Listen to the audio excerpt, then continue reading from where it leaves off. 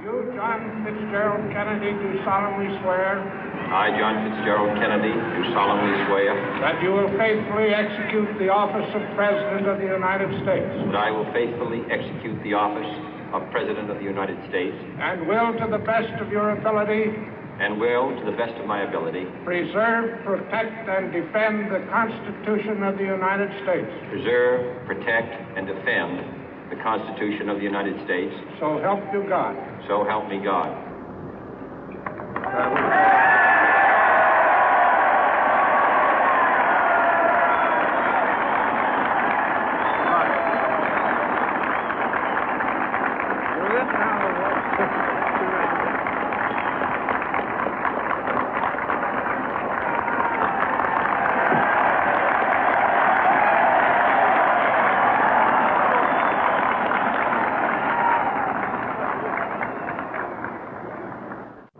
Vice President Johnson, Mr. Speaker, Mr. Chief Justice, President Eisenhower, Vice President Nixon, President Truman, Reverend clergy, fellow citizens.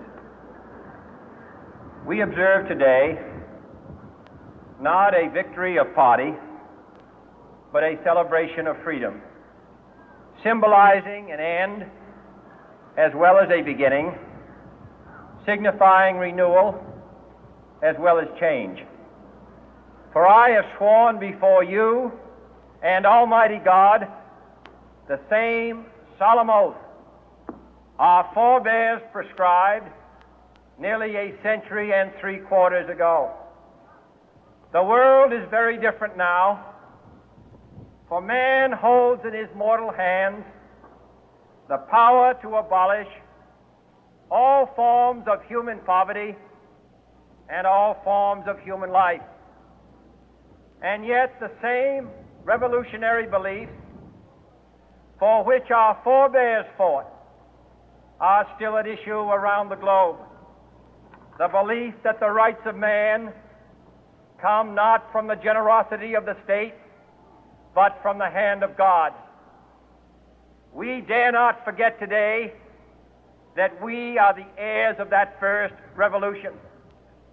Let the word go forth from this time and place to friend and foe alike that the torch has been passed to a new generation of Americans born in this century, tempered by war, disciplined by a hard and bitter peace, proud of our ancient heritage, and unwilling to witness or permit the slow undoing of those human rights to which this nation has always been committed and to which we are committed today at home and around the world.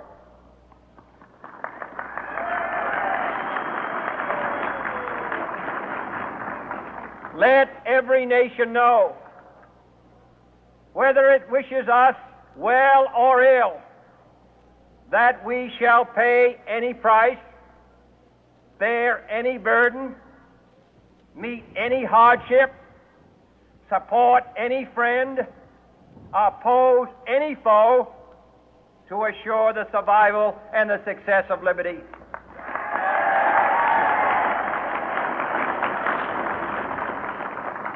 This much we pledge and more. To those old allies whose cultural and spiritual origins we share, we pledge the loyalty of faithful friends. United, there is little we cannot do in a host of cooperative ventures. Divided, there is little we can do, for we dare not meet a powerful challenge at odds and split asunder. To those new states whom we welcome to the ranks of the free, we pledge our word that one form of colonial control shall not have passed away, merely to be replaced by a far more iron tyranny. We shall not always expect to find them supporting our view, but we shall always hope to find them strongly supporting their own freedom, and to remember that in the past, those who foolishly sought power by riding the back of the tiger ended up inside.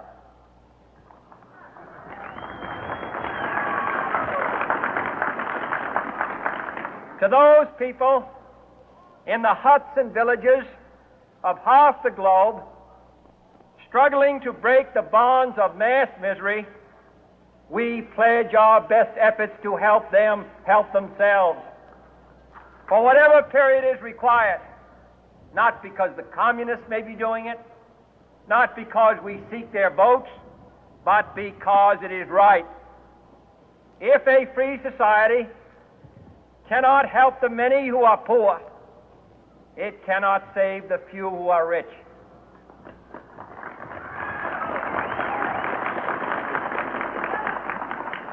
To our sister republics south of our border, we offer a special pledge to convert our good words into good deeds, in a new alliance for progress, to assist free men and free governments in casting off the chains of poverty. But this peaceful revolution of hope cannot become the prey of hostile powers. Let all our neighbors know that we shall join with them to oppose aggression or subversion anywhere in the Americas.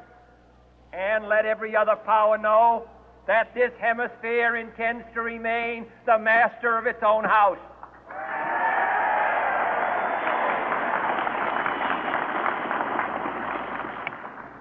To that World Assembly of Sovereign States, the United Nations, our last best hope, in an age where the instruments of war have far outpaced the instruments of peace, we renew our pledge of support to prevent it from becoming merely a forum for invective, to strengthen its shield of the new and the weak, and to enlarge the area in which its writ may run.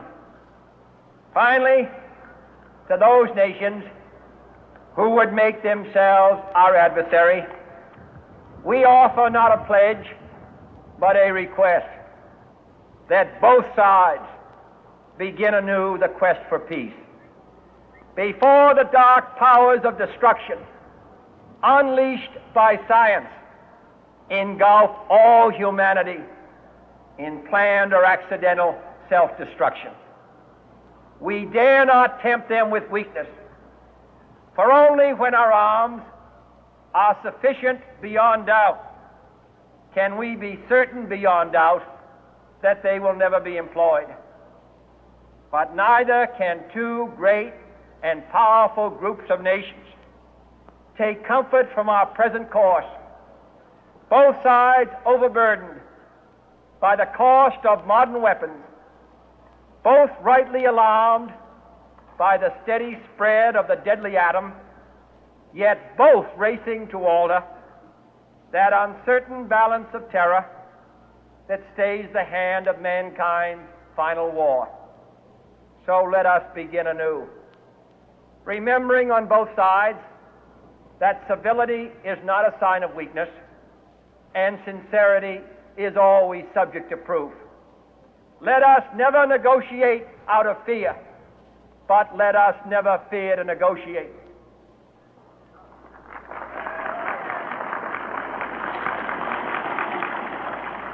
Let both sides explore what problems unite us, instead of belaboring those problems which divide us. Let both sides, for the first time, formulate serious and precise proposals for the inspection and control of arms, and bring the absolute power to destroy other nations under the absolute control of all nations.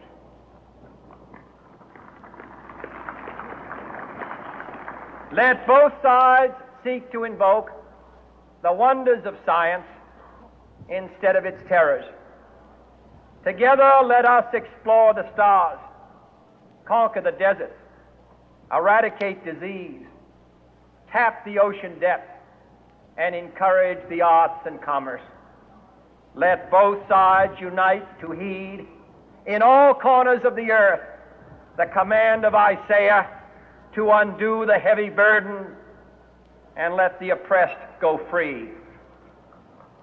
And if a beachhead of cooperation may push back the jungle of suspicion, let both sides join in creating a new endeavor, not a new balance of power, but a new world of law, where the strong are just and the weak secure and the peace preserved. All this will not be finished in the first 100 days, nor will it be finished in the first 1,000 days, nor in the life of this administration, nor even perhaps in our lifetime on this planet. But let us begin.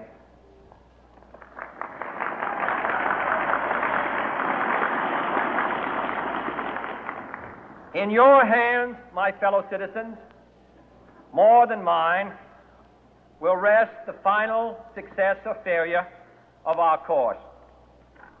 Since this country was founded, each generation of Americans has been summoned to give testimony to its national loyalty. The graves of young Americans who answered the call to service surround the globe. Now the trumpet summons us again, not as a call to bear arms, though arms we need, not as a call to battle, though in battle we are, but a call to bear the burden of a long twilight struggle, year in and year out, rejoicing in hope, patient in tribulation, a struggle against the common enemies of man, tyranny, poverty, disease, and war itself. Can we forge against these enemies a grand and global alliance, north and south, east and west, that can assure a more fruitful life for all mankind? Will you join in that historic effort?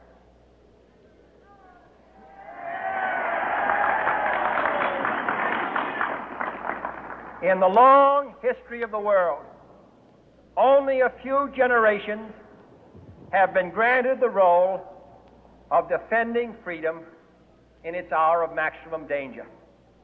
I do not shrink from this responsibility. I welcome it.